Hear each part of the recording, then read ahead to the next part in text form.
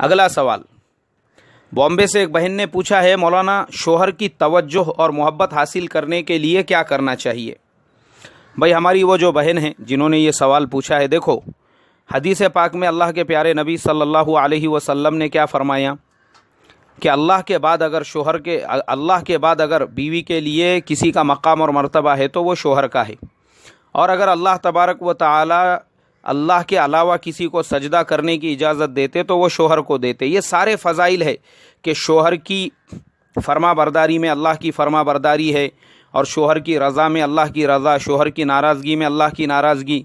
और अगर रात के वक्त में शोहर अपने बीवी को अपने करीब बुलाए और वो इनकार कर दे तो रात भर फरिश्ते उसके ऊपर लानत भेजते हैं।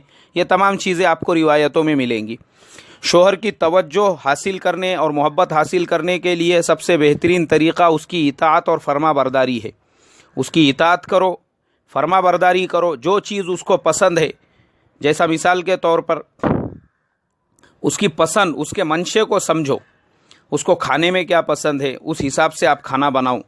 ये नहीं है कि वो बेचारा आपको बोल रहा है कि मुझे मसाला बैगन पसंद है और आप बोल रही हो कल तो बैगन बनाए थे, परसों तो बैगन बनाए थे, ये रोज़ रोज़ क्या खाली बैगन ही खाते क्या तुम। तो ये जो मिजाज है ना, इसको चेंज करो। या शोहर ये बोले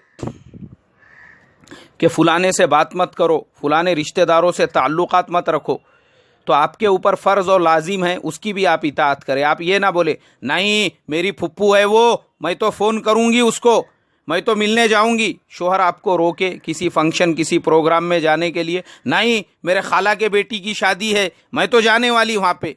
तो ये जो चीज़ें होती है ना, ये ज़िंदगियाँ बर्बाद करती है।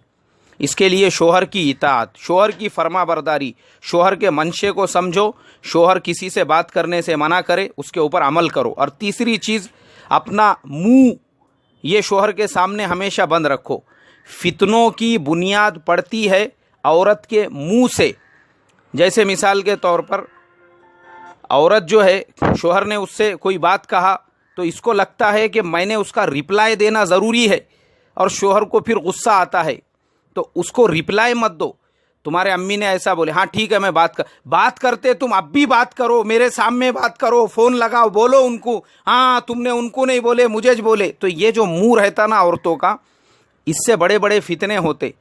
औरतों ने मुंह बंद रखना चाहिए। अक्सर हमारे घरों के अंदर जो तलाक़ें होती है, जो मामलात बिगड़ते हैं, जो लोग दूसरे निकाह करते हैं, वो उसकी वजह यही बनती है कि औरत का मुंह ज़रा ज़्यादा बड़ा हो जाता है। इसके लिए अपना मुंह हमेशा बंद रखने का शोहर के सामने।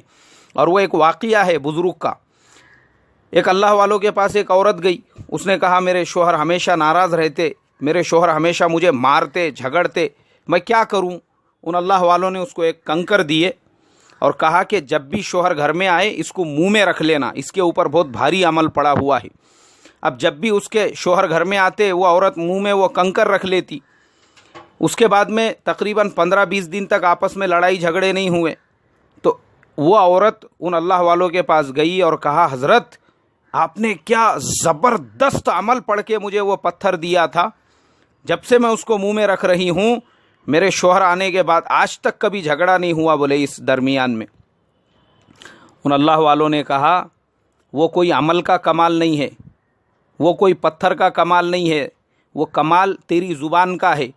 इसलिए कि पहले जब वो घर में आता था तो तेरी डीवीडी अनलिमिटेड स्टार्ट हो जाती थी, तो उस वजह से उसके हाथ और पैर चलते थे। अब क्या हो गया है कि तेरा जो डीवीडी प्लेयर है वो पहले से ही ऑफ है, उसको कनेक्शन ही नहीं है करंट का, तो इसके लिए उसके हाथ पैर भी बंद है और तुम्हारे दरमियान में आराम से ज़िंदगी गुजर रही है। तो आप इस बात का ध्यान रखें।